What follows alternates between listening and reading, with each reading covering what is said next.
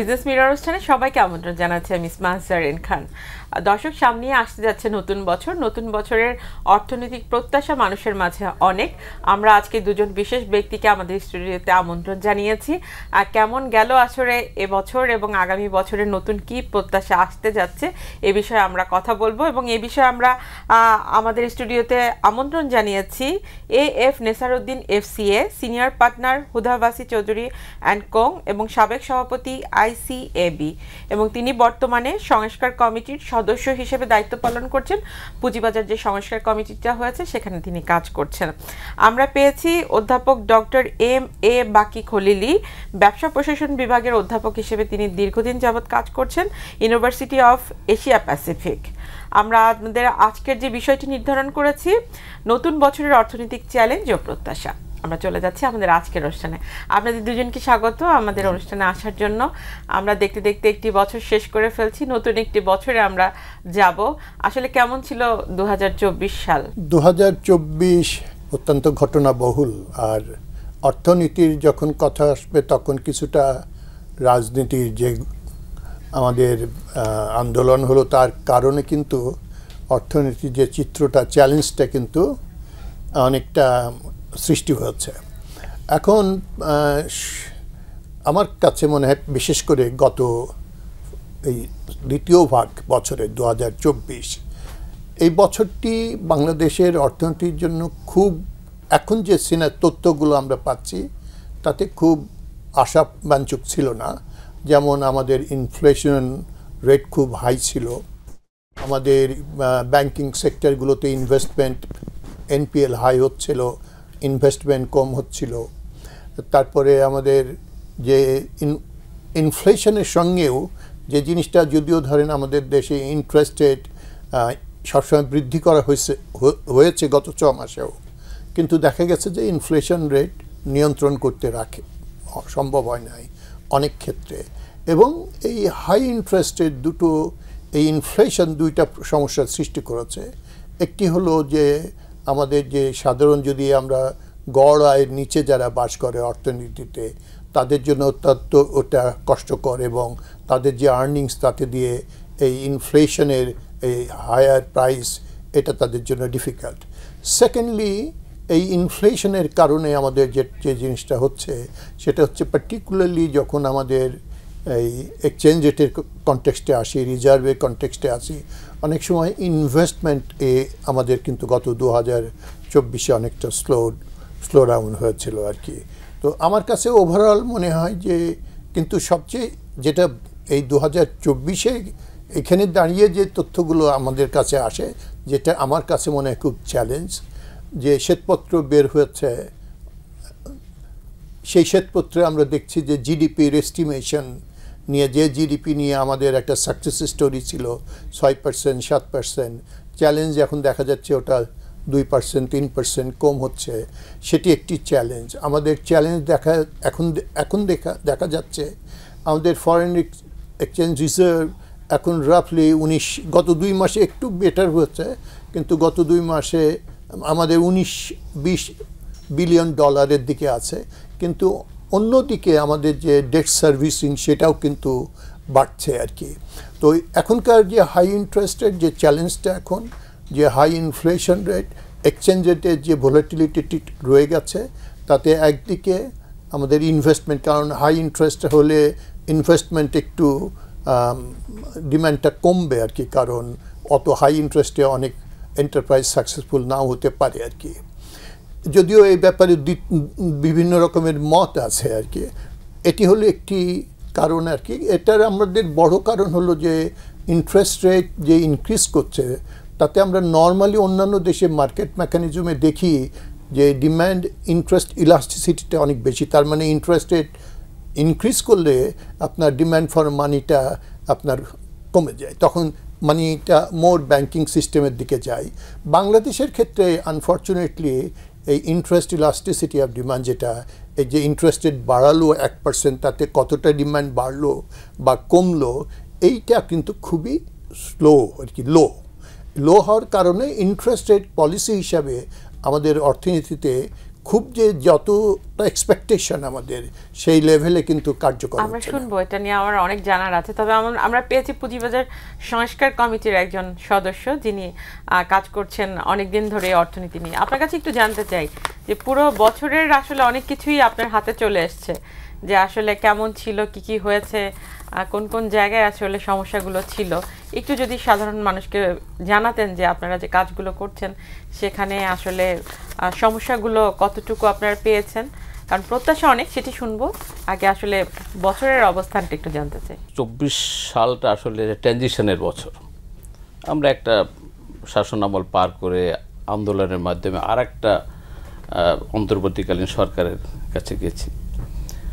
আমাদের দেশে মূল সমস্যা যেটা ছিল, আমরা সবসময় বলে আসছি, সেটা হলো গভর্নেন্স।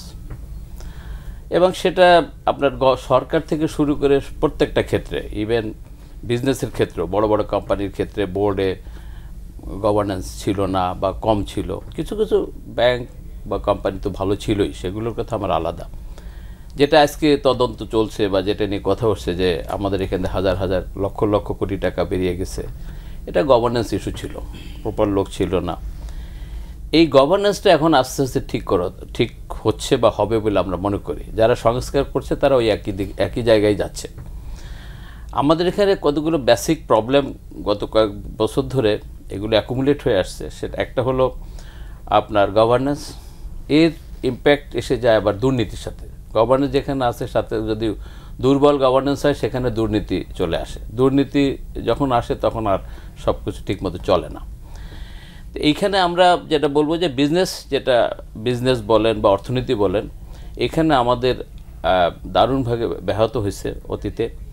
এখন সেটাকে স্ট্রিমলাইন করার চেষ্টা চলছে।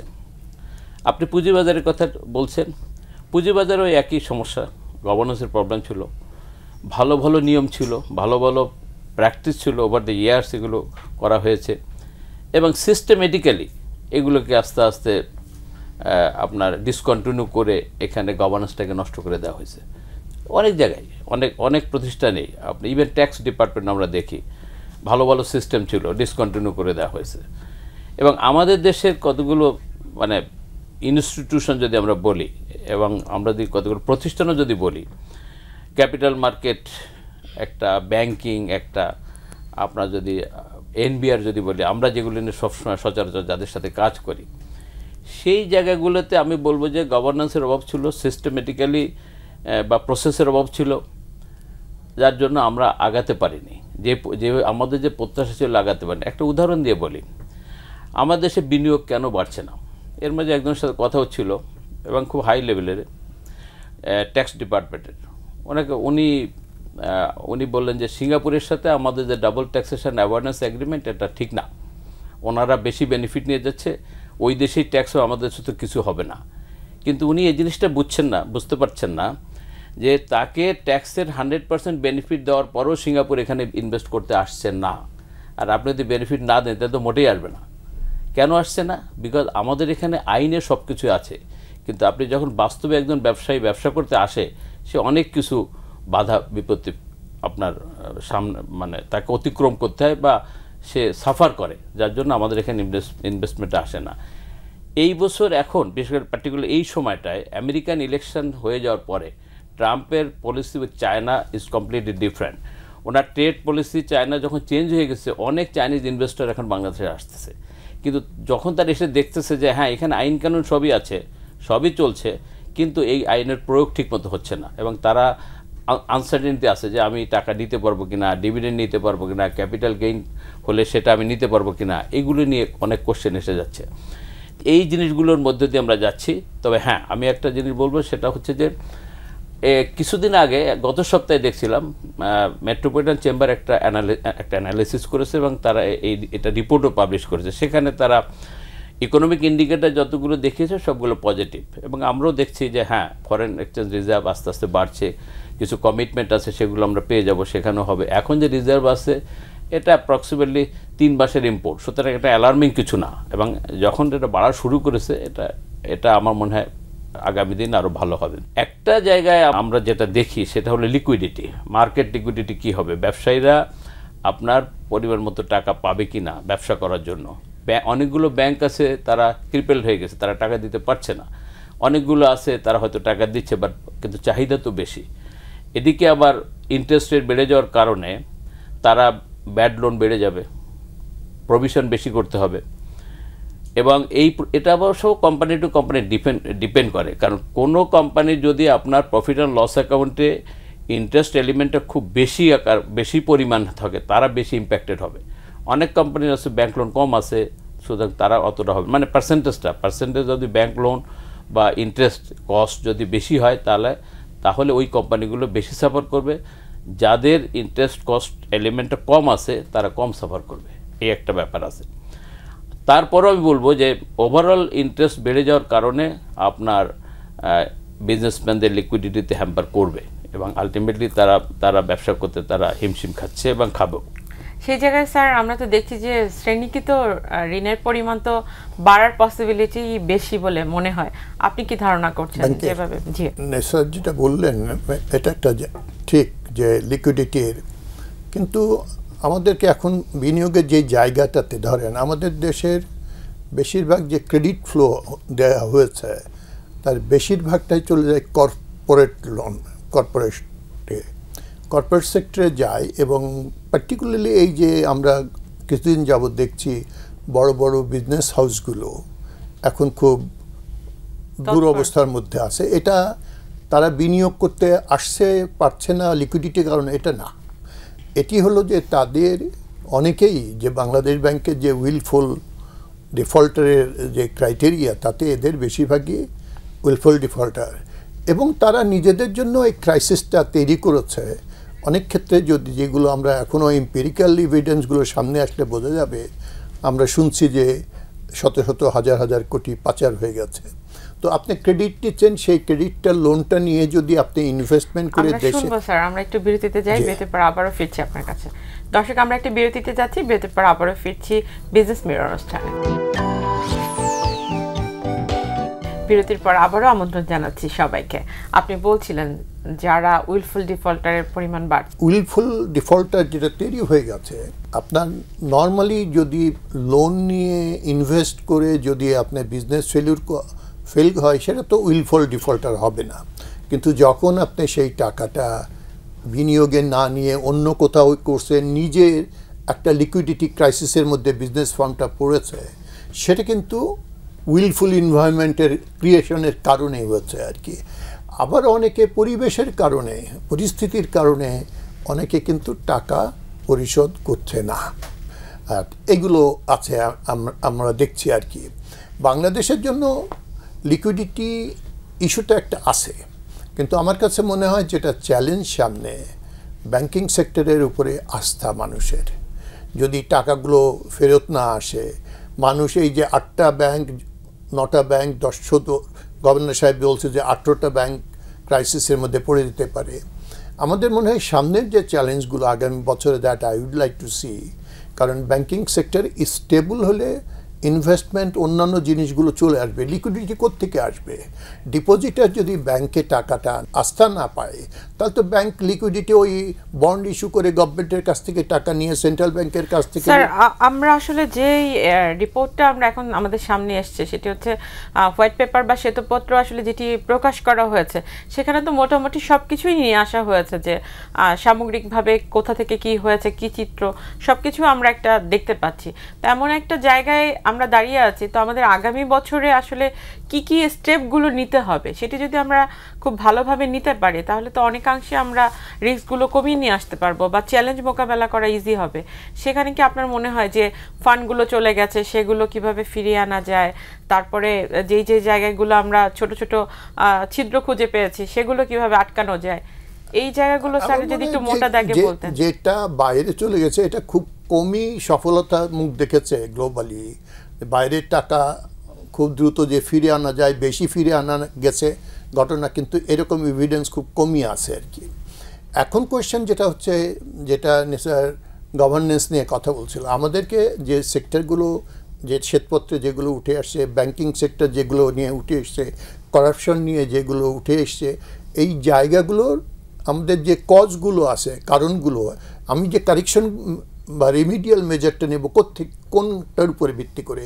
কারণটা বেশিরভাগ ক্ষেত্রে দেখা গেছে পলিটিক্যালি কানেক্টেড, পলিটিক্স প্লেড একটা ভূমিকা পালন করছে, এবং এই যে পলিটিক্স, বিজনেস, ব্যুরোক্রেসি এই যে একসঙ্গে যে ইন্টিগ্রেটেড হয়ে এই সমস্যাটার তৈরি করেছে। আমাদের যদি অর্থনীতিকে সুস্থ রাখতে হয়, আমি বিশেষ করে ব্যাংকিং সেক্টরকে সুস্থ রাখলে রেস্ট অফ দি বিনিয়োগ বাড়বে, সব কিছুই বাড়বে। এটা করতে হলে আমি যদি গভর্নেন্স, যেটা উনি বলেছেন, আমি মনে করি যে রিফর্মটা আসা উচিত, সেই জায়গাটা পলিটিক্স বাংলাদেশ ব্যাংককে আমি মনে করি যে একটা স্বাধীন ইন্ডিপেন্ডেন্ট অর্গানাইজেশন হিসেবে আসা উচিত। কেন বললাম কথাটা? কারণ হলো 61টা ব্যাংক দেশে, যদিও দেওয়ার সময় বলে যে জিডিপির আকারের তুলনায় কম, কিন্তু এটা খুব ভায়াবল না, এত সংখ্যা ব্যাংক থাকার কথা না। আমি মনে করি এই দায় সরকার যেমন হুকুমে হয়েছে, কিন্তু এই দায়টা বাংলাদেশ ব্যাংকে গ্রহণ করতে হবে। তো একটা স্বাধীন সেন্ট্রাল ব্যাংক যদি থাকে, তাহলে 2-3টা জিনিস ঘটবে। একটা হলো যে ব্যাংকিং কাঠামোটা কেমন হবে, সেটা একটা হবে। দ্বিতীয় হলো যে গভর্নমেন্টের পলিটিশিয়ানদের ইন্টারভিন ছাড়াও মনিটারি পলিসিগুলো ফর্মুলেট করতে পারবে, ইমপ্লিমেন্ট করতে পারবে, ম্যাক্রো ইকোনমিক স্টেবিলিটিটা আনতে পারবে। আমি মনে করি যে ফেলিওরটা 24-এ আমরা দেখছি, সেটা হলো পলিটিক্যাল ইনস্টিটিউশনগুলো, মানে আমাদের যে সরকার, রাজনীতিবিদরা, ব্যুরোক্রেসিরা, তারা সর্বসময় এই সিস্টেমগুলোর মধ্যে ইন্টারভিন করেছে। আমি একটা উদাহরণ দিয়ে জাস্ট বলি, আমার মাথায় কখনো ঢুকে না যে ব্যুরোক্রেট রিটায়ার করে সেন্ট্রাল ব্যাংকের গভর্নর হবেন, কারণ তার যদি ইন্টেনশন থাকে, উনি তো পলিটিক্যালি নট স্ট্রং, এবং আমরা বেশ কয়েকটা আমরা দেখেছি আর কি। তো আমি মনে করি এই জায়গাতে আমার কাছে খুব পরিষ্কার, আমি একটা কারেকশন দেখতে চাই 2025-এ, সেটি হলো যে বাংলাদেশ ব্যাংকের স্ট্রেংথেন করা এবং মনিটারি পলিসি ইমপ্লিমেন্ট করার শক্তি রাখা আর কি। সেদিক থেকে আমরা দেখি যে সাধারণ জনগণ রাজনৈতিক স্থিতিশীলতা চায়, যাতে আসলে স্টেবল একটা অর্থনীতি বিরাজ করে। তো সেই জায়গায় আপনার কাছে কি মনে হচ্ছে যে আগামীর অর্থনীতিতে স্থিতিশীলতা আনার জন্য আসলে সরকার কি কি স্টেপ নিতে পারে? এবং সেই জায়গায় তো আসলে নির্বাচিত সরকার আসতেও হয়তো আমাদের সময় লাগবে, বা আমরা হয়তো এত তাড়াতাড়ি পাচ্ছি না। তো অর্থনীতিকে বেগবান করার জন্য যদি আপনি 4-5টা পয়েন্ট আমাদেরকে বলতেন যে এই জায়গায় আসলে মোটা দাগে নজর না দিলেই না, সেই জায়গাগুলো আমাদের আগামী বছর কাজ করতে হবে। আপনার এই প্রশ্নের উত্তর দেওয়ার আগে আমি আগের যে আলোচনাটা হলো ওখানে আমি একটু কথা বলতে চাই। সেটা হচ্ছে যে আমাদের দেশে ব্যাংকের থেকে যে টাকাগুলো বেরিয়ে গেছে দুভাবে গেছে। একটা হলো যে আমি স্যার যেটা বললেন যে আমি ব্যবসা করি এবং আমি টাকাটা নিয়েছি, আমি বিজনেসে টাকাটা খাটিয়েছি, এবং সেখানে আমার কোনো অর্থনৈতিক কোনো কারণে বা বিজনেসের কারণে আমার ব্যর্থতা হয়েছে, বা টাকাটা আমার বিজনেসের মধ্যেই আছে। সেখানে আমি হয়তো এক্সপানশন করছি, একটা এক্সপানশন প্রোগ্রাম দিলাম, যে পরিমাণ সেলস হওয়ার কথা ছিল হয় নাই, এবং আলটিমেটলি টেম্পোরারিলি আমি একটা সমস্যার মধ্যে আছি। আর একটা হলো যে systematically in connivance with some other people, political connection বলেন, করাপ্ট পিপল বলেন, টাকাটা বিজনেস থেকে বের করে না হয়েছে অথবা ব্যাংক থেকে বের করে না হয়েছে, সেটা দেশের মধ্যেও থাকতে পারে, দেশের বাইরেও চলে যেতে পারে। That is very dangerous. এইটাকে আপনি ভিতরে আনা, বিজনেস ভিতরে আনা ভেরি ডিফিকাল্ট। দেশের মধ্যে থাকলে সে হয়তো আনপ্রোডাক্টিভ খাতে সে ইনভেস্ট করেছে, বেনামে করেছে, যেটা আপনি খোঁজও পাবেন না। এইগুলোকে যাচাই বাছাই করা আসলে মুশকিল। এখানে গভর্নেন্সের অভাব ছিল, আমি যেটা প্রথমে বললাম। এই টাকা কেন যাবে, কেন বেনামে লোন হবে, কেন আপনার এইভাবে লক্ষ লক্ষ কোটি টাকা যাবে? এই জায়গাটা তো ধরেন গভর্নেন্সের প্রবলেম থাকার কারণে এটা হয়েছে। তবে আমি যেটা মনে করি, আমি আশাবাদী যে এটা ভবিষ্যতে হয়তো হবে না, কারণ এখন কেয়ারটেকার গভর্নমেন্ট আসছে, অন্তর্বর্তীকালীন সরকার আসছে। প্রথম দিকে যেটা দেখা যাচ্ছিল যে অন্তর্বর্তীকালীন সরকারের সবাই ভাবছিল যে এটা কতদিন থাকে কী থাকে, বাট এখন একটা মোটামুটি একটা স্টেবল পর্যায়ে চলে আসছে। ইভেন আমরা অনেক জায়গায় দেখেছি যে আপনার মিছিল হচ্ছে, ঘেরাও হচ্ছে, এই হচ্ছে। ইদানিং আর এগুলো নাই, কারণ মানুষ বুঝতে পারছে না, এদেরকে সময় দিতে হবে। হ্যাঁ, তাদের সবারই একটা ধরেন যন্ত্রণা আছে, সবার একটা অপূরণীয় কিছু আশা আছে। তো এখন জিনিসপত্রের দাম বাড়া এটা মানুষের জন্য একটা বিরাট একটা really it's a matter of concern. যে এটা আমাদের একেবারেই হাতে সময় নেই। যদি সবশেষ প্রত্যাশা জনগণের জন্য বলতেন যে আগামী বছরের জন্য। না, আগামী বছর আমরা যেটা বলবো যে না, আগামী বছর তো ভালো যাবে আশা করি, কারণ সবগুলো ইন্ডিকেটর যেহেতু পজিটিভলি মুভ করছে, ভালো যাবে। তবে কোনো প্রত্যেকটা জিনিসের মধ্যেই ভালো মন্দ আছে, সব কিছুই ভালো যাবে তা না, কিছু কিছু চ্যালেঞ্জও আছে। এই চ্যালেঞ্জগুলো আমরা কতটুকু এফিশিয়েন্টলি, কতগুলো স্ট্র্যাটেজিক্যালি আমরা মিট করতে পারি, that is very important.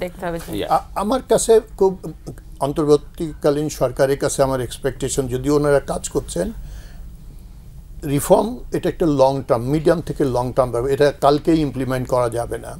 Immediately মানুষের কতগুলো দুটো জিনিস, একটি হলো ইনফ্লেশনটাকে নিয়ন্ত্রণ আনা।